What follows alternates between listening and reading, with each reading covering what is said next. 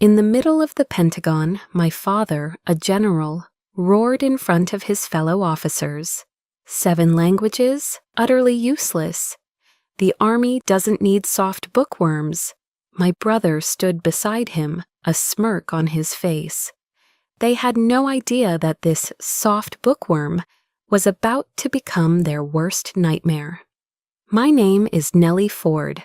I am 35 years old, a captain in the United States Army Military Police Corps, and on this particular Tuesday, I was a ghost.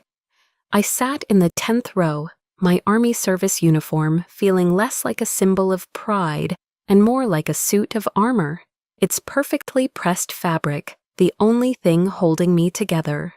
The auditorium inside the Pentagon was cavernous and solemn, steeped in the kind of institutional gravity that makes you feel small. Rows of decorated officers, a sea of dark blue and gold, filled the seats. But for me, the air wasn't reverent. It was thick and heavy, charged with the suffocating pressure that precedes a storm. From my seat, I could see them in the VIP section. My father, retired General Marcus Thorne, a living legend carved from granite and discipline.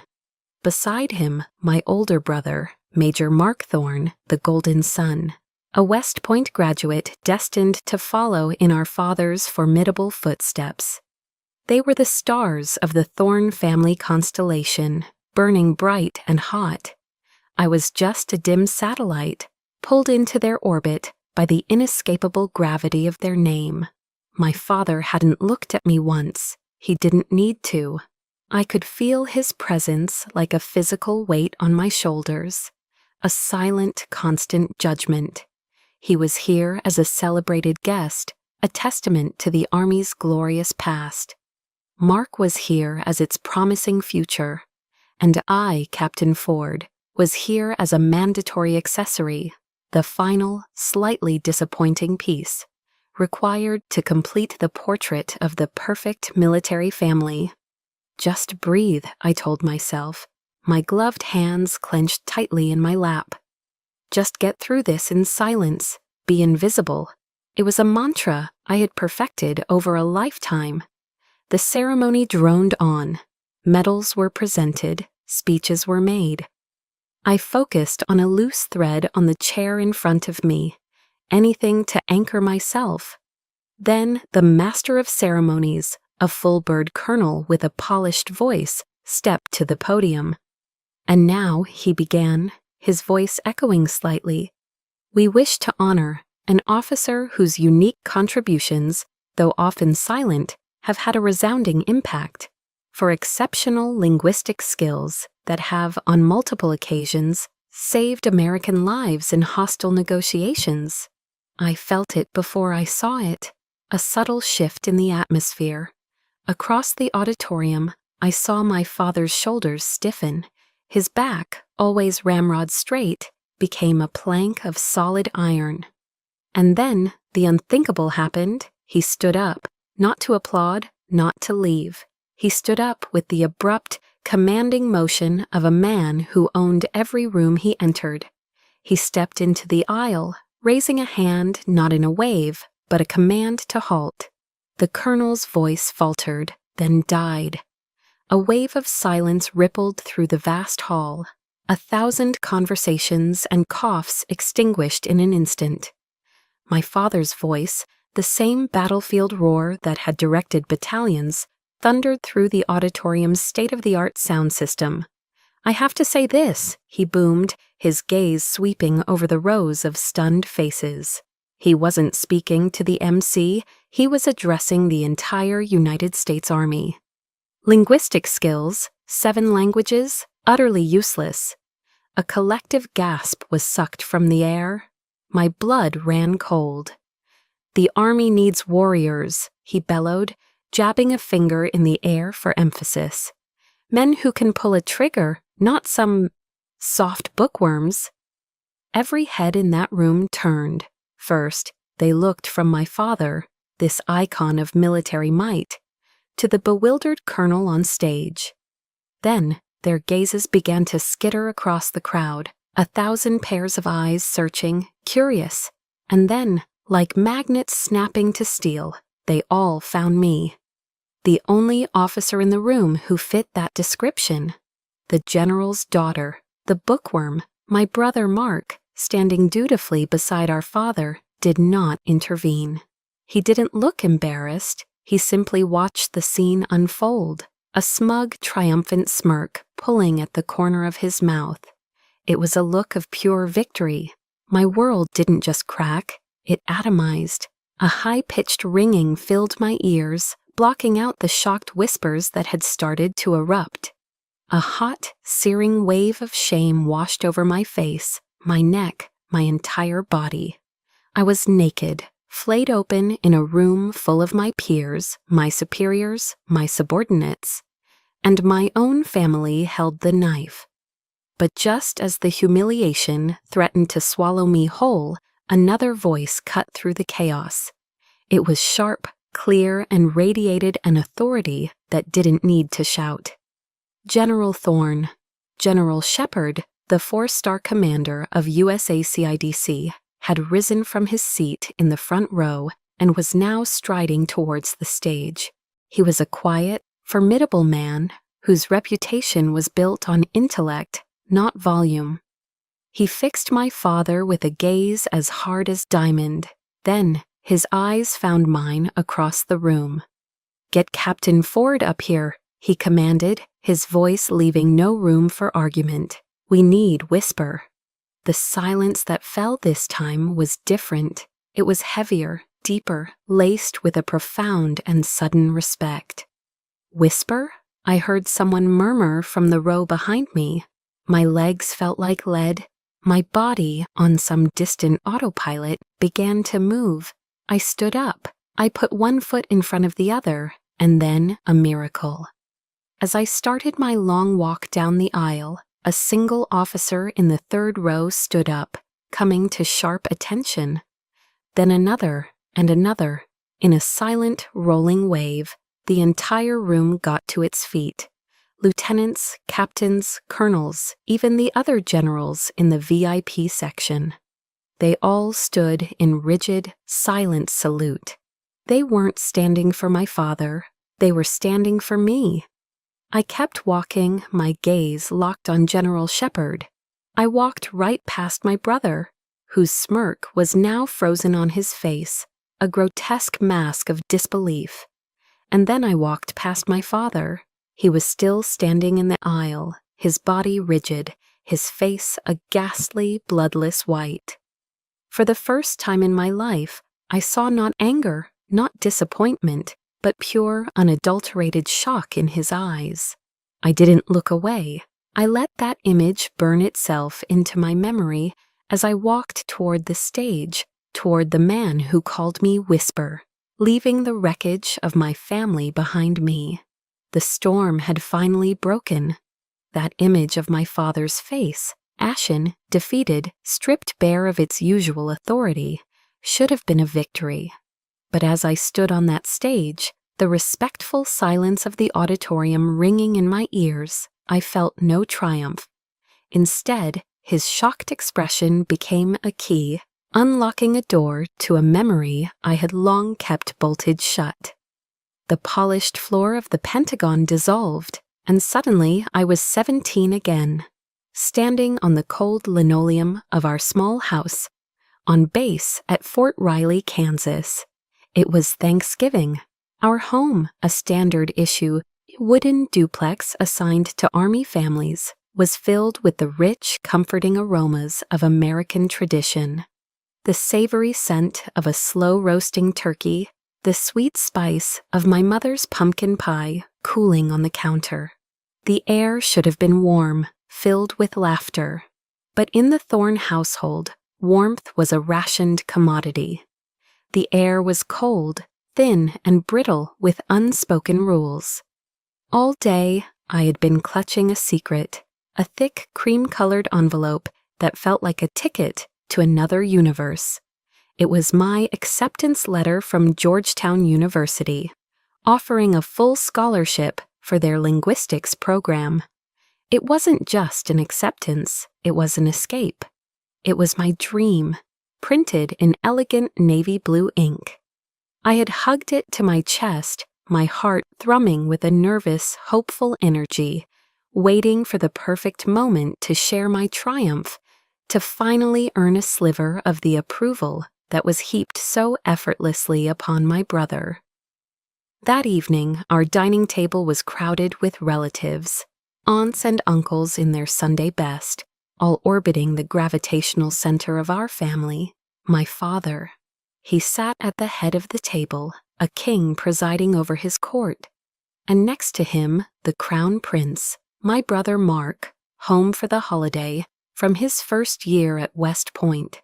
He was the sun, and every conversation was a planet revolving around him. The stories were endless, of his grueling training, the respect he commanded from his peers, the glowing praise from his superior officers. He soaked it all in with a practiced, humble confidence that I knew was anything but. I sat silently, picking at my green bean casserole, feeling my own light dim until I was nothing more than a shadow at my own family's table. I was invisible. Finally, as the dessert plates were being passed, I saw my chance. My hands trembled slightly as I pulled the envelope from the pocket of my dress. My voice was small, barely a whisper. "Dad, I have something." I slid the letter across the polished wood of the table. He picked it up, his eyes glancing at the prestigious Georgetown logo without a flicker of interest. Then he set it down, not in a clear space, but next to the greasy carcass of the turkey, a place reserved for discarded bones and crumpled napkins. He didn't even open it. He looked at me, his gaze flat and unimpressed. Then his eyes shifted to Mark, and a familiar pride softened his features. He raised his voice, ensuring everyone at the table could hear his verdict. "A linguistics scholarship." He said the words as if they were a diagnosis of a disappointing illness. "More books. Nellie, look at your brother." He gestured toward Mark with his fork. "He's learning how to command a company of men. That is the future. That is strength. What are you going to do with a piece of paper like that? Translate for tourists while your brother is defending our country." The chattering around the table ceased. A thick, uncomfortable silence fell. I could feel my cheeks burn with a heat so intense it brought tears to my eyes. It felt as if 1,000 tiny needles were pricking my skin as I felt the pitying stares of my aunts and uncles. They looked away, suddenly fascinated by their empty plates. Across the table, Mark just shrugged, a perfect pantomime of indifference. But I saw it, a glint of cruel satisfaction in his eyes. He had won again. The final killing blow came with the dessert. My father stood, raising his glass of wine. "Everyone," he announced, his voice once again booming with pride. "A toast to Cadet Mark Thorne, the pride and the future of the Thorne family." A chorus of "Hear, hear," and "To Mark" echoed through the room. Glasses clinked together in a cheerful, ringing celebration of my brother's glory. No one mentioned my name. No one glanced my way. My achievement, my dream, was left to die on the table. My letter, the most important piece of paper in my young life, lay forgotten. A single bloody smear of cranberry sauce, now staining the corner of the envelope like a wound. That night, I cried in my room, the silent, heaving sobs of someone who has finally understood their place in the world. I clutched the one thing that felt like a shield, a heavy, worn French dictionary my mother had given me before she passed away. She was a scholar, a lover of words and history, a gentle soul in a house built on military steel. She was the one who had planted the love of language in me, who taught me that words had power, that understanding was a bridge. She used to tell me, "Nellie, your mind is a weapon. Don't ever let anyone tell you otherwise." But as I sat there, the tears soaking the thin pages of her gift, I realized that in this house, under this roof, my weapon was only a burden. It didn't make me strong. It made me a target. It didn't make me valued. It made me a disappointment. And a question, cold and sharp, pierced through my grief. Why? Why did I keep fighting for the approval of a man who would never give it? Why did I keep trying to win a game that was rigged from the very beginning? That question, born from the tears of a 17-year-old girl, became the engine of my new life. Why play a rigged game? The answer was simple. You don't. You walk away from the table and build your own. After graduating from Georgetown, I didn't go home. I went straight into the Army, choosing the Military Police Corps, a path I knew my father secretly disdained for a woman. It was my own quiet rebellion. My first duty station was Fort Drum, New York.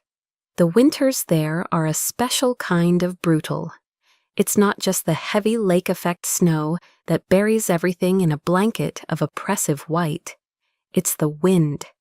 A relentless, biting wind that sweeps down from Canada and seems to find every crack in your clothing, every sliver of exposed skin.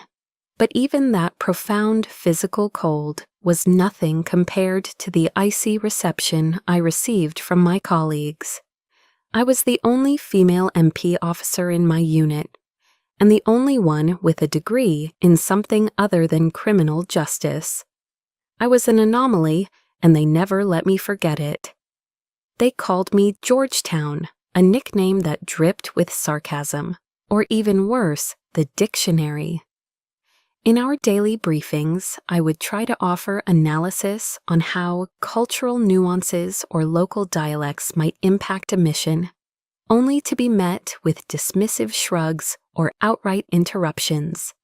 My commanding officer, a captain of the old school who believed muscles solved every problem, once told me point blank, "Ford, I need MPs who can kick down a door, not ones who can analyze Farsi poetry." My assignments reflected their opinion of my skills. I was relegated to the most tedious tasks, primarily translating stacks of mundane documents, a job everyone believed a machine could do better. I was isolated, my expertise treated not as an asset, but as a bizarre and useless hobby. The loneliness was a physical presence, a constant companion in the gray, frozen landscape. But I refused to break. The girl who cried over a stained envelope was gone. In her place was a woman forged in quiet fire. I took their disdain and turned it into fuel. I didn't complain, I worked. I showed up earlier than everyone and stayed later.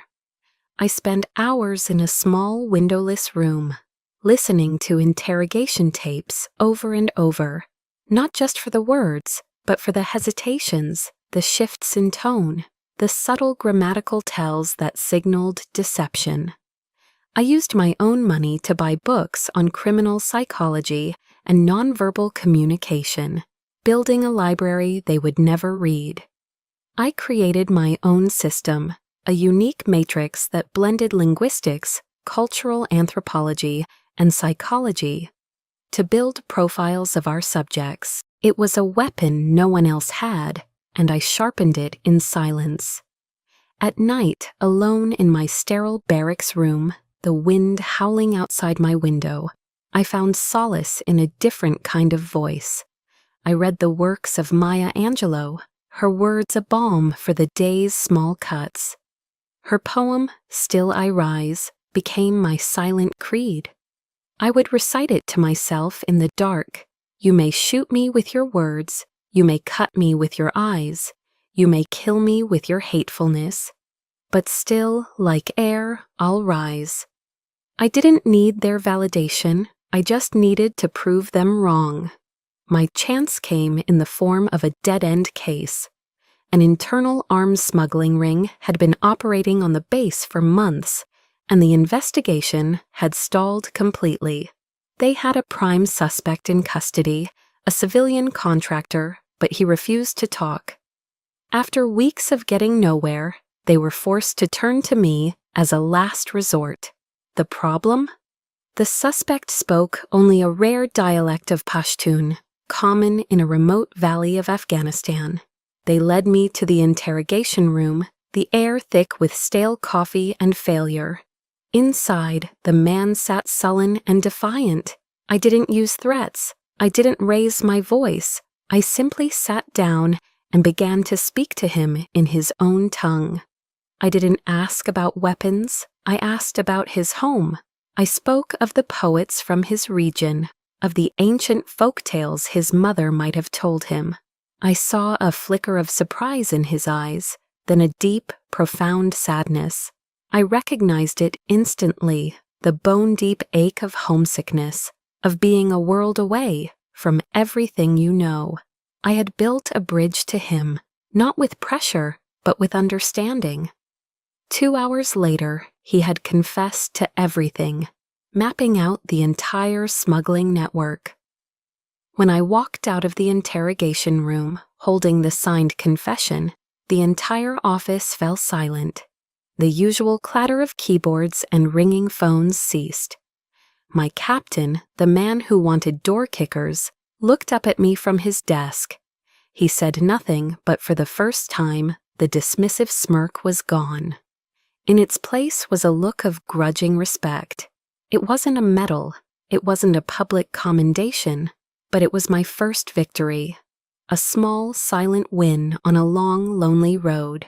That silent victory at Fort Drum opened a door I never knew existed. My success in the Pashtun case meant my methods, once dismissed as eccentric, were now a subject of official interest. I was summoned to a high-level briefing with Erkiber, the Army's cyber command, to report on my process. The briefing room at Fort Meade was another world entirely. Gone was the rugged, practical grit of Fort Drum, replaced by the sterile, constant hum of servers processing the nation's secrets. The air was cold, smelling of chilled, filtered air and hot electronics. It was filled with sharp-eyed tech specialists, men and women who lived in a world of signals intelligence, of firewalls and encrypted data streams. I, with my focus on the unpredictable, messy nuances of human behavior, felt like a historian in a room full of physicists, an analog expert in a digital fortress. I delivered my presentation, my voice steady as I walked them through my methodology, the cultural mapping, the analysis of paralinguistic cues, the psychological profiling based on word choice. When I finished, the response was a wave of polite, professional nods. They understood the outcome, the what, but the process, the how, remained a foreign abstraction. They saw the data point, but not the person behind it. As the room began to clear out, a quiet shuffling of chairs and murmured conversations filling the space, one person stayed behind. He was a Warrant Officer 3, with a calm, steady presence that stood out in the room's high-strung energy. He waited patiently, not looking at his phone or packing a briefcase, just waiting until we were the only two left. "Captain Ford," he began, his voice calm and deep, a stark contrast to the boisterous tones I was used to. "Elias Vance, but everyone calls me Eli." He didn't offer a handshake, just a small, respectful nod. He wasn't looking at the results on my final slide. He was looking directly at me. "I have a question about your process. You mentioned you identified the suspect's primary deception based on his reversal of sentence structure when discussing logistics. That's not in any field manual. That's art." I was stunned into silence. For years, my work had been judged solely on its product, a confession, a piece of intel. It was a binary world of success or failure. But this man, this stranger, wasn't just seeing what I did. He understood how I did it. He saw the craft, the delicate, intuitive dance behind the science. For the first time, I felt not just successful, but truly seen. "Thank you, warrant officer," I managed, my voice a little hoarse. "Eli," he corrected gently. "Would you have time for a coffee, Captain? I'd like to hear more about your art." We ended up at a small, off-base diner, the kind of place with worn red vinyl booths, the faint smell of bacon in the air, and a waitress who called everyone Hun. Over mugs of steaming black coffee, we talked for hours. It was effortless, a conversation that flowed like water. I found myself telling him things I hadn't spoken of in years. About my mother's old books, about how she taught me that every language was a unique key to a different way of seeing the world, a different way of feeling. He, in turn, spoke of the beauty he found in his own world. He described the elegance of clean code, comparing it to poetry where every line has a purpose, nothing wasted. He explained how he could identify a hacker's voice just by the patterns they used, the unique signature they left behind in the digital architecture. "A sloppy coder leaves messy footprints," he explained, his eyes lighting up with passion.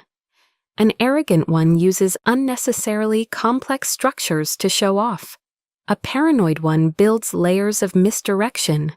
It's all there. You just have to know how to listen." "Our worlds are more similar than I thought, Eli," I said, a small, genuine smile forming on my face. "You decode machines, I decode people. We're both just looking for the truth hidden beneath the surface." In that moment, a connection sparked, a sense of kinship I had never once felt with my own brother. With Eli, I wasn't the odd dictionary girl. I wasn't a disappointment. I was a respected peer, an expert in my field. And he was the first person to make me feel that way.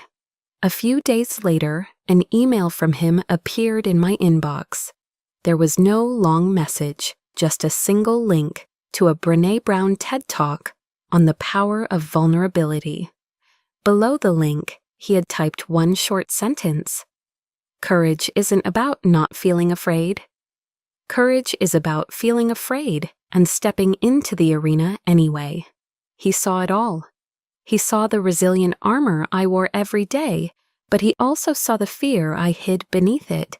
He understood the silent, exhausting battle I fought. That Saturday, I was buried under translations in my office, the fluorescent lights humming into the late hours, casting a sterile glow on the piles of paper. The loneliness in those moments was a palpable thing, a weight in the quiet room. Around 9 p.m., the door opened. It was Eli, holding a large pepperoni pizza box and a cold can of Coke. "Thought you might need this," was all he said. He didn't offer advice or try to fix my problems. He simply pulled up a chair, opened his own laptop, and sat with me in the quiet hum of the office, a silent partner in the late-night grind. His presence was a profound statement that spoke louder than any words. You are not alone. It was then I truly understood. Family isn't always about the blood you share. Sometimes it's about the people who show up when you're broken. It's the one who sees your scars and doesn't run away. It's the one that brings you pizza on a lonely Saturday night and helps you piece yourself back together, one slice at a time. Have you ever felt that? That moment of grace when a stranger, a friend, shows you more kindness and understanding than you've ever known from your own blood? That was Eli. He was the first member of a family I was finally, consciously choosing for myself. The years that followed my time at Fort Drum were a quiet blur of progress. My friendship with Eli became my anchor. We were stationed on different continents half the time, but our bond forged over coffee and code, only deepened. Professionally, my reputation grew. I was no longer the dictionary girl, but a respected specialist. My work eventually took me to Camp Eagle, Bosnia, a sprawling American base set against the green war-scarred hills. I was mediating a series of delicate peace negotiations between rival local factions, a job that required every ounce of my skill and focus. It was demanding, fulfilling work. I had built a life for myself, a world away from the shadow of my family. Then, one evening in early December, just as the first Christmas decorations were starting to appear around the base, my satellite phone rang. The caller ID flashed a number I hadn't seen in years: General Marcus Thorne. My heart hammered against my ribs, a frantic, trapped bird. He had never, not once, called me while I was on deployment. A foolish, stubborn flicker of hope ignited in my chest, a hope I thought I had extinguished long ago. Maybe he heard about my work here, the thought whispered. Maybe he's proud. Maybe, after all this time, he wants to apologize. I took a deep breath and answered. "Hello, Nellie." His voice was the same, a baritone of pure, undiluted authority that instantly transported me back to my childhood. "Your brother and I are here. We have something important to discuss with you." Then another voice, slick and smooth, oozing a synthetic warmth that made my skin crawl. "Hey, little sister," Mark said. "Heard you're doing big things out there." I almost believed them. For a moment, I let the hope burn brighter. My hope was a candle, and they snuffed it out with a single breath. My father dispensed with the pleasantries immediately. "You're working with a private military contractor out there, Aegis Logistics, correct?" "Yes," I answered cautiously. "They provide some of our comms and logistical support." "Good," he said. "I have a solid relationship with their CEO, a good man. It seems there's a CID investigation coming down the pipeline, some allegations about their equipment not meeting standards." I felt a cold knot forming in my stomach. I knew where this was going. "I need you to influence the report, Nellie," he continued, his tone matter-of-fact, as if he were asking me to pass the salt. "Just soften it, omit a few of the more damaging technical details, emphasize the positive operational record. Consider it a favor for the family." I was speechless. The audacity of it stole the air from my lungs. He wasn't just asking me to lie, he was asking me to commit a felony, to betray my oath, my unit, and the very core of my duty as an officer, all to protect one of his business connections. "Dad," I stammered, my voice barely audible. That's illegal. It's a violation of the Uniform Code of Military Justice. It's an ethical breach."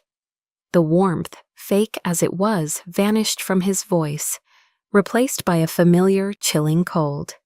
"Don't you dare lecture me about ethics, Nellie," he snapped. "I served this country for 40 years. You're just a captain. This is how the world works. You help us, we help you. Don't forget who gave you that name on your uniform." It was a threat, wrapped in the guise of a reminder. Then Mark chimed in, his voice dripping with condescending pity. "That's right, Nellie, don't be naive. This is your chance to finally prove you can be useful to this family. A real team player." And there it was. The truth, stripped bare. In their eyes, I wasn't an officer. I wasn't a specialist with a valuable skill set. I was a tool, a pawn on their chessboard to be moved and sacrificed for their own gain. The years of work, the small victories, the life I had painstakingly built for myself, it all meant nothing to them. I was still just the disappointing daughter, finally being offered a chance to be useful. A surge of anger, hot and pure, rose within me. It wasn't the helpless rage of my youth. It was the clear, focused fury of a woman who finally knew her own worth. The lessons from Eli, the strength I'd found in my own solitude, the self-respect I had fought so hard to earn, it all coalesced into a single, unshakable wall of resolve. I didn't scream. I didn't cry. I let the silence hang in the air for a moment, letting them feel the weight of my decision. Then I spoke one sentence, my voice low, clear, and steady. I will not. Before either of them could respond, I ended the call. My hand was trembling as I set the phone down, but inside, in the core of my being, something had settled. A line had been drawn. A door had been slammed shut, and this time I was the one who had turned the key. The line went dead, but the silence that followed was louder than any argument. I had defied him. For the first time in my life, I had not bent, not broken, not tried to placate him. I had simply said no. The finality of it hung in the cold Bosnian air. I knew there would be consequences. I just didn't know they would come so soon, or be so brutal. 3 days later, I was leading the final reconciliation meeting between the two local faction leaders. We were in a designated safe house on the outskirts of a small village, a drab concrete building chosen for its anonymity. The tension in the room was thick enough to taste. My team and I were on high alert. The comms system, provided by Aegis Logistics, had been glitchy all morning, crackling with static. Suddenly, a voice cut through the static on my earpiece. It wasn't my men. It was a strange voice, speaking Serbian with a chillingly calm demeanor. But the words weren't about the meeting. They were for me. Mala Shaptachicha, the voice whispered, little whisperer. Jeli tvoj otak razočaran u tebi? Is your father disappointed in you? Ice flooded my veins. It wasn't just my code name, Whisper, a name known only to a select few. It was the question, a surgical strike into the deepest, most private wound of my soul. A vulnerability known only to my family. It was a psychological blow, a message sent with cruel precision. Before I could even process the violation, the world exploded. The windows shattered inward, a shower of glass and splintered wood. The deafening roar of automatic gunfire erupted from all sides. The air filled with smoke, screams, and the smell of cordite. We were ambushed. My training took over. "Get down, return fire," I yelled, pulling the two faction leaders to the floor as my soldiers scrambled for cover. It was chaos. My team fought with disciplined bravery, but we were outgunned, pinned down in a perfectly executed kill box. A bullet ripped through the air, searing a hot line of pain across my shoulder as it tore through my uniform and skin. Warm blood streamed down my arm. Through the haze of smoke and gunfire, a horrifying clarity pierced through my fear. This wasn't a random attack by a disgruntled faction. This was a professional hit.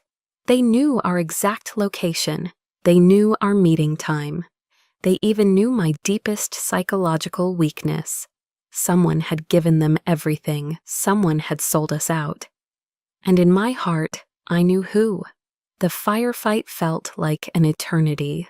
When the rescue helicopters finally arrived, their thumping blades scattering the smoke and driving the attackers back into the woods, all I could think of were two images: my father's cold, commanding face and my brother's smug, triumphant smirk. This was their answer to my defiance. They hadn't just disowned me. They had tried to erase me. Back at Camp Eagle, the medics patched up the gash on my shoulder. The physical wound was clean, manageable, but it was nothing compared to the wound in my soul.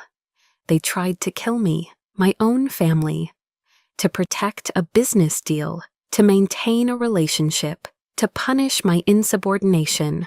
The official report was a masterpiece of bureaucratic fiction. The incident was classified as a protocol failure, a tragic consequence of meeting in a compromised location. As a result, I was being reassigned for my own safety. It was a lie. I was being exiled, sent to a desk job at Fort Belvoir, Virginia, where I could be silenced and forgotten. That night, in my temporary quarters, I stood before a small mirror. I looked at the reflection staring back, a tired woman, her face pale with shock, a fresh bandage stark against her uniform. But her eyes were not defeated, they were burning. The simmering anger I had suppressed for a lifetime had finally erupted, forged in the crucible of betrayal and fire into a single, cold, hard purpose. Have you ever been pushed so far, betrayed so deeply, that all the fear inside you burns away and leaves nothing but pure, unyielding resolve? That was me in that moment. I placed my hand over my heart, over the uniform they had tried to turn into my shroud, and I whispered the words of my oath, the sacred promise I had made to my country, but now remade for myself. I, Nellie Ford, will support and defend the Constitution of the United States against all enemies, foreign and domestic. My voice was a low, steady whisper, but it was the most powerful sound in the world. And I knew with absolute certainty that my enemy was no longer a distant threat in a foreign land. My enemy was domestic. My enemy shared my blood. The real war had just begun. My exile to Fort Belvoir, Virginia, was meant to be a quiet professional death. They gave me a gray, soulless cubicle in a sprawling administrative building, a mountain of mind-numbing paperwork, and expected me to fade away. They underestimated me. I didn't see a prison, I saw a command center. I didn't waste a single second on self-pity. The fire of my oath burned too brightly for that. My first and only call was to Eli. Using a secure, encrypted line, I reached him at his post in Germany. "Eli, it's Nellie," I said, my voice low and urgent. "I need your help. It's off the books, and it's dangerous." I told him everything. The phone call from my father and brother, the demand to falsify a report, my refusal, and the perfectly executed ambush that followed just 3 days later. I laid it all out, the cold, ugly facts. A long, heavy silence stretched across the line, and for a terrifying moment, I feared I had asked too much, that I had dragged my only friend into a mess too vast and too treacherous. Then he spoke, his voice a low, steady anchor in my storm. "Nellie," he said, and I could hear the steel in his tone. "I don't care if it's a 4-star general or the president himself. No one gets to do that to an American soldier. No one." He paused, then added, "Send me everything you have. We're going to burn their system to the ground." His loyalty was the only light in my darkness. It was all I needed. We began our war in the shadows. I started with the grammar of the system, just as my old Georgetown professor had taught me. "Liars always leave grammatical errors in their narrative," he used to say. "A flawed structure, a misused word, an unnatural rhythm. Truth has a natural syntax. Deception doesn't." My battlefield was hundreds of pages of Aegis Logistics equipment performance reports. On the surface, they were perfect, too perfect. The language was a sterile collection of corporate jargon and vague, positive-sounding terms. Operational efficacy, robust performance, minor logistical variances. It was all designed to say nothing while sounding impressive. I cross-referenced every report with maintenance logs, finding dozens of tiny, concealed grammatical errors, equipment failures logged as user error, damaged parts listed as scheduled for routine replacement. Meanwhile, thousands of miles away, Eli launched his own assault. He began a deep dive into the archived communication servers from the Bosnia mission. As he suspected, the official record was a lie. The log files from the night of the ambush were flagged as corrupted due to a system error. It was a clumsy, obvious attempt at a cover-up, but Eli was a digital ghost, a genius who moved through firewalls and data logs with an artist's grace.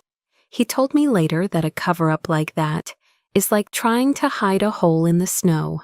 You can't. The absence of data is itself data. He didn't look at the corrupted files, he looked at the space around them. He analyzed the server's backup caches and residual data fragments, and there in the digital dust he found it, metadata fragments that pointed to an unauthorized access port, opened and closed just hours before the attack. The port was traced back to a private, encrypted server, a server owned by Aegis Logistics.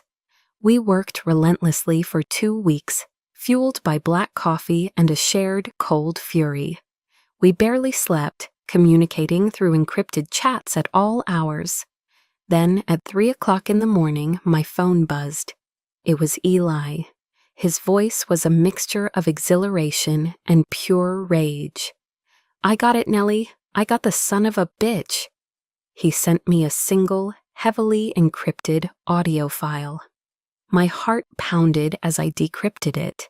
It was a restored recording from the Aegis server. It was a phone call between the CEO of Aegis and my brother, Major Mark Thorne. The call had taken place just 4 hours before I walked into that safe house. I pressed play, and my brother's voice filled the silence of my small room. "My father has done his part," Mark was saying, his voice smooth and confident. "The pressure is on. Now it's your turn. Just make sure the incident is convincing enough to shut her up permanently." The CEO murmured something about risk. "It's not a risk," Mark cut in coldly. "It's a solution." My breath hitched, my world tilted on its axis. But there was more. Eli had found another file. It was a digital copy of a contract addendum, approving a massive, no-oversight budget increase for Aegis Logistics. The authorization was dated the day after the ambush. The digital signature at the bottom was undeniable: General Marcus Thorne. I leaned back in my chair, the evidence glowing on my screen. The phone call, the signature. It was the truth, cold, sharp, and brutal. It was the confirmation of a betrayal so profound it defied comprehension. My professor was right. They had left their grammatical errors, and I had found every single one. My weapon was loaded. With the evidence in my possession, my weapon was loaded. But a weapon is useless without the right battlefield. Going through the standard channels, filing a report with the Inspector General, would have buried the truth under months, possibly years of bureaucratic red tape. My father and his powerful friends would have suffocated it in the cradle. I needed a different kind of strategy. I needed a stage. So I made my final move. I compiled the most damning pieces of evidence, the audio file of Mark's call, the digital signature of my father's, the network logs from Eli's investigation, into a single heavily encrypted summary. I didn't send it to the investigators. I sent it directly to the one man I knew valued honor above allegiance, General Shepard. The file was attached to a message with a single line: "General, the honor of the Army is at risk." For 3 agonizing days, there was nothing but silence. I started to fear I had miscalculated, that I had overplayed my hand. Then a short, formal order arrived in my inbox. "Captain Ford, you are required to attend the annual awards ceremony at the Pentagon." No explanation, none was needed. I understood immediately. General Shepard wasn't just acknowledging my message. He was setting the stage. The ceremony, an event where my father was scheduled to receive a Lifetime Achievement Award, was not going to be his coronation. It was going to be his tribunal. And I was to be the star witness. I returned to the same auditorium that had been the theater of my greatest humiliation. The air was thick with the same sense of pomp and circumstance, the same sea of dark blue uniforms and polished brass. But this time I felt no anxiety. The girl who had wanted to be invisible was gone. In her place was a woman who was about to become unforgettable. I walked to my assigned seat, my back straight, my gaze level. I felt a profound, chilling calm. I was the quiet eye of a hurricane I had created. From my seat, I could see them in the VIP section, my father looking regal and proud, accepting handshakes and congratulations. My brother Mark beside him, beaming, soaking in the reflected glory.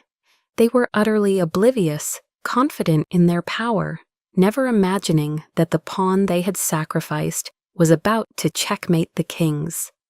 The ceremony began, speeches were made, awards were given. Finally, the moment came. The announcer called my father's name, listing his legendary accomplishments. He walked to the stage to a thunderous standing ovation. After he accepted his award, General Shepard, as the highest-ranking officer present, stepped to the podium to give the closing remarks. He began by praising my father's long career. Then his tone shifted. "Before we conclude," he said, his voice ringing with quiet authority, "there is one more matter of honor to address, an issue of security and integrity that touches us all." A nervous murmur rippled through the crowd. General Shepard gestured to the massive presentation screen behind him. There was a recent security breach in Bosnia that resulted in the compromise of a sensitive mission and injury to a U.S. Army captain. On the screen, a network diagram appeared, the one Eli had painstakingly reconstructed. It showed a clear, undeniable, unauthorized access port originating from an Aegis logistics server. "This breach was deliberately covered up," Shepard continued, his voice like ice. The screen changed, displaying the contract addendum. "And this cover-up was authorized to protect a lucrative contract." He zoomed in on the signature at the bottom of the page, General Marcus Thorne. A collective gasp swept the room. My father's face, projected onto the screen by a nearby camera, turned a ghastly shade of white. The confident smile vanished, replaced by a mask of pure shock. But Shepard wasn't finished. He gave a subtle nod to the tech booth. And now the reason for the cover-up. A sound filled the auditorium, an audio file. It was my brother's voice, cold and clear, echoing through the silent hall. "My father has done his part. Now it's your turn. Just make sure the incident is convincing enough to shut her up. Permanently." The recording ended. The silence that followed was absolute, a crushing void. Every single person in that room, 1,000 pairs of eyes, turned away from the screen and stared directly at my father and brother, who were frozen in their seats like statues in a nightmare. I stood up from my seat and walked to the stage, just as I had been instructed. I stood beside General Shepard and looked down at my family. I saw my brother Mark, his face contorted in panic, trying to stand, to speak, to form a denial that would never come. 2 uniformed military police officers materialized beside him as if from thin air, their presence quiet, professional, and final. Then I looked at my father. I met his eyes across the stage. And for the first time in my 35 years, I did not see anger. I did not see disappointment or disdain. I saw fear, the raw, naked terror of a king who has been dethroned. of a powerful man who has been utterly and completely exposed. General Shepard did not say another word. He simply turned to me and gave a slow, deliberate nod. It was a gesture of profound respect, a silent acknowledgement of a battle fought and won. He had given me justice. I returned the nod, a silent thank you. Then I turned and walked away from the podium, my steps steady and sure. I walked past the chaos, past the shocked whispers, past the ruins of the House of Thorn. I did not look back. I didn't need to. The storm was finally over. The storm had passed, leaving behind a strange, hollow silence. The days following the ceremony at the Pentagon were a blur of official proceedings. I gave my formal testimony to the investigators from the Inspector General's office, a calm, factual recounting of events. The evidence Eli and I had gathered was irrefutable. The system, once it was pointed in the right direction by a man with the integrity of General Shepard, began to move with grim efficiency. The aftershock of my actions rippled through the military community. The name Thorn, once a synonym for honor and legacy, was now whispered with shame and disbelief. I felt a profound sense of relief, the feeling of a crushing weight being lifted from my soul. But underneath it, there was a deep, bone-weary exhaustion. The war was over, but the battlefield was my own life, and the casualties were my own family. I had one final encounter with my brother. As I was leaving the investigator's office, I saw him being escorted down the hallway by two stone-faced military police officers. He was in handcuffs, his uniform stripped of its insignia. When he saw me, his face, already pale with fear, contorted into a mask of pure venomous rage. "Are you happy now, Nellie?" he snarled, his voice a low, guttural growl. The MPs tightened their grip on his arms. "You destroyed this family, all of it. It was always you, wasn't it? Just a jealous, selfish little bitch who couldn't stand to see me succeed." His words, which once would have pierced me to the core, now felt like stones thrown against a fortress wall. They bounced off, powerless. I looked at him, at the man who was my brother, and felt nothing but a cold, empty pity. "No, Mark," I said, my voice calm and even. "I didn't destroy our family. I just told the truth. You and Dad destroyed it all by yourselves." I turned and walked away, not looking back, his furious, impotent shouts fading behind me. My father was not arrested immediately. His rank and decades of service afforded him a level of procedural courtesy. But his career was over. His reputation was shattered. His legacy was ashes. He requested to see me. I agreed to one last meeting, not for him, but for me. We met at a quiet coffee shop in Arlington, a place with wide windows that looked out onto a gray, overcast sky. He looked old. The ironclad authority had crumbled, leaving behind a stooped, tired man who seemed to have aged a decade in a matter of days. He sat stirring a cup of black coffee, his hands trembling slightly. He didn't apologize. He didn't admit fault. He didn't even meet my eyes for long. Instead, he slid a small black velvet box across the table.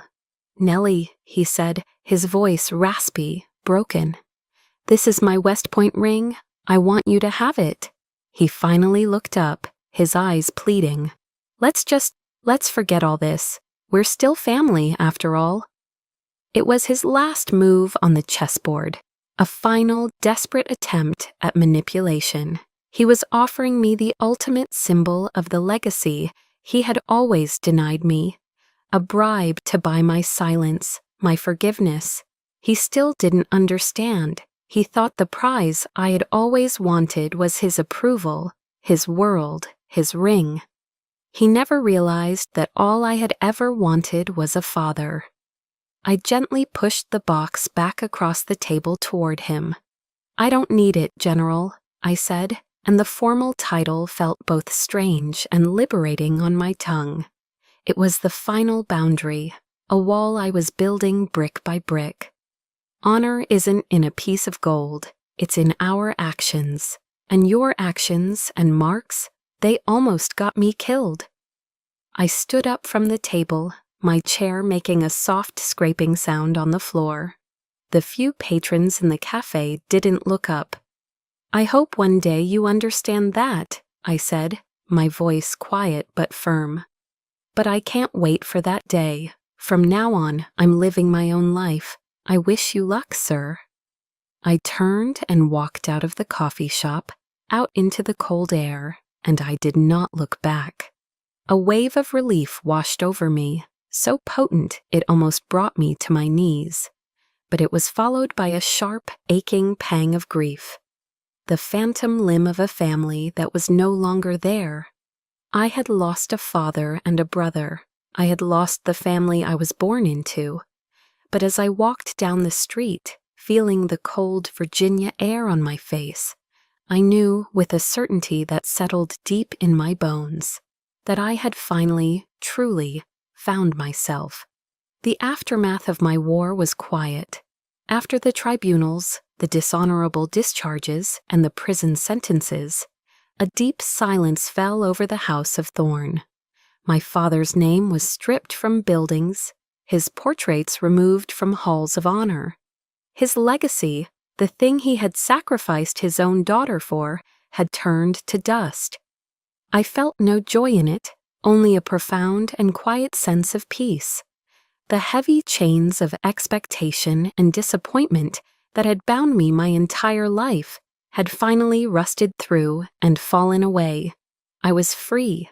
I chose to leave the high-stakes world of field operations behind.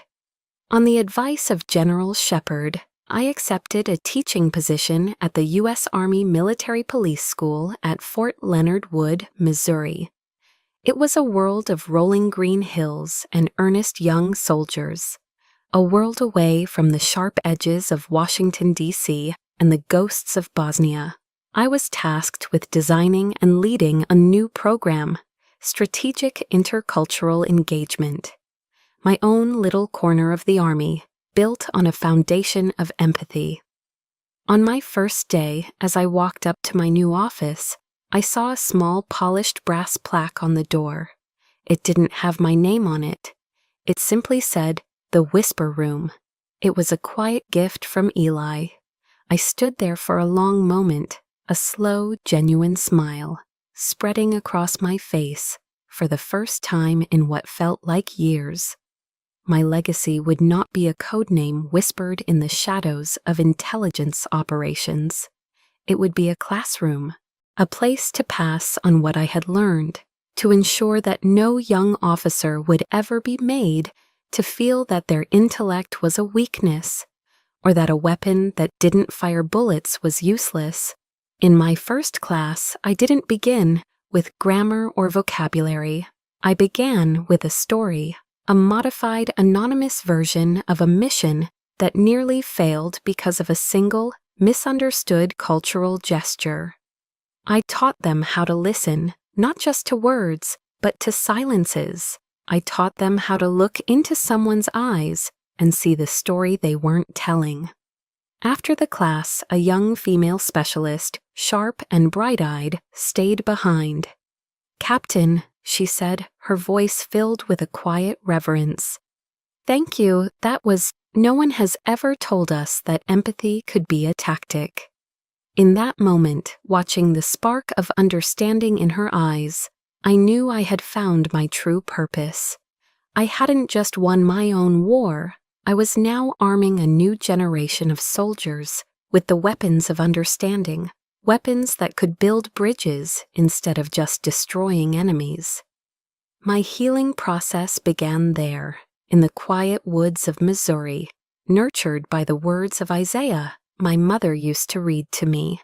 "So do not fear, for I am with you. Do not be dismayed, for I am your God. I will strengthen you and help you." A year later, a small package arrived at my office. There was no return address, but I recognized the elegant, looping handwriting of my aunt. Inside, there was no letter, no explanation, just a single, faded photograph. It was me, at 10 years old, sitting on the floor of our old house at Fort Riley, completely absorbed in the French dictionary my mother had given me, my face a mask of pure concentration and joy.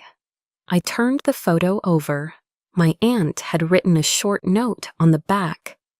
"Your father asked me to send this to you. He didn't say anything else, only that this is how he wants to remember you."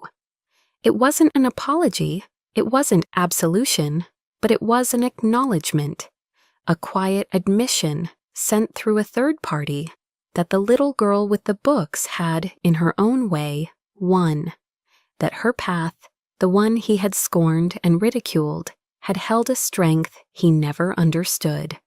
I took a thumbtack and pinned the photograph to the corkboard in my office, right next to the brass plaque that read, "The Whisper Room." The two legacies, side by side. I looked at the face of that little girl, and for the first time, I didn't feel the sting of her loneliness. I felt only pride. I had been healed, not by forgiving them, but by finally, completely, forgiving myself for ever believing that I wasn't worthy. My story found its peaceful ending, not in revenge, but in rediscovering my own worth. But I know my journey isn't unique. So many of us have fought silent battles, feeling unheard or unseen by those who should have cherished us most. I want to ask you, what was the moment you realized you had to choose yourself? What was the first step you took on your own path? Share your story in the comments below. If stories of strength and resilience like mine resonate with you, please subscribe to our channel. Your voice matters, and you are not alone.